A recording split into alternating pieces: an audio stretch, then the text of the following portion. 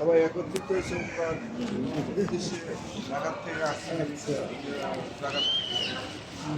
তবে সত্যি আমাদের সৌভাগ্য, বিশেষ করে বলতেই হয় আমাদের যে পরিচালক সাইফুল সাহেব আমাদের ছেলের বয়সী, তবে আল্লাহ তাআলা তার ভিতরে যথেষ্ট এলেম কালাম এবং মানুষ পরিচালনা করার মতো দক্ষতা আছে।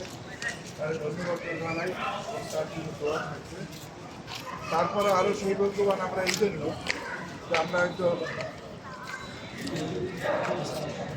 কামরুল ইসলাম সাহেব, হাবিব সাহেব, ওনাকে ভাইয়া আমার আরও বেশি ভালো লাগছে যে উনি সবসময় আমাদেরকে বিভিন্ন ইসলামিক ব্যাপারে পথ নির্দেশনা দেখায় এবং বলেন। সত্যি এরা আমাদের একটা সৌভাগ্য, ওনার মতো একজন লোক পাওয়া। তারপরে একজন প্রিন্সিপাল সাহেব আছেন, সেও যথেষ্ট অভিজ্ঞ লোক।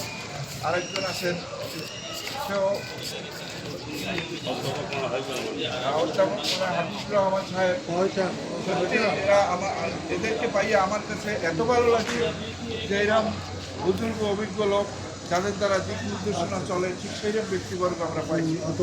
যাই হোক, আল্লাহ তাআলা আমাদেরকে সৌভাগ্য হয়েছে যে আমরা এই হজ করতে পারছি। আর বিশেষ করে এই সাইফুল এই ছেলেটার যথেষ্ট, আমি তো আসতেই পারতাম না, উনি যথেষ্ট আমাকে বারবার বলছে যে আঙ্কেল আসেন আসেন।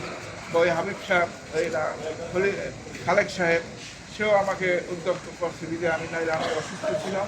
তো আপনাদের যথেষ্ট সহযোগিতা পাইছি, সবারই সহযোগিতা পাইছি, এই জন্য আমরা করতে পারছি বা ইসলামিক যেগুলো কাজকর্ম যথাভাবে পালন করতে পারছি।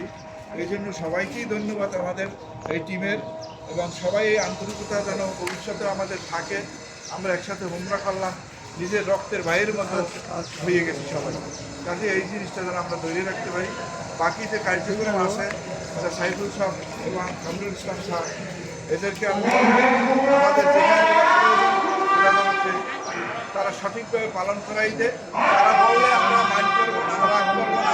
তারা উপদেশ করো, সাজেশন করো, ইসলামিক ব্যাপারে যে কোনাই বলুক আমরা মানিয়ে নেব।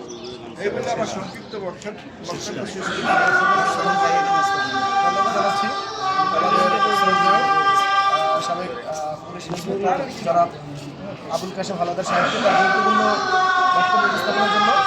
আমরা যেহেতু আজান হয়ে গেছে, আমরা গিয়ে হেরেবে নামাজ পাবো না, নামাজটা এখানে করে যাই। যেহেতু ভিতরে আলোচনার সুযোগ নাই, এটা টাইমটা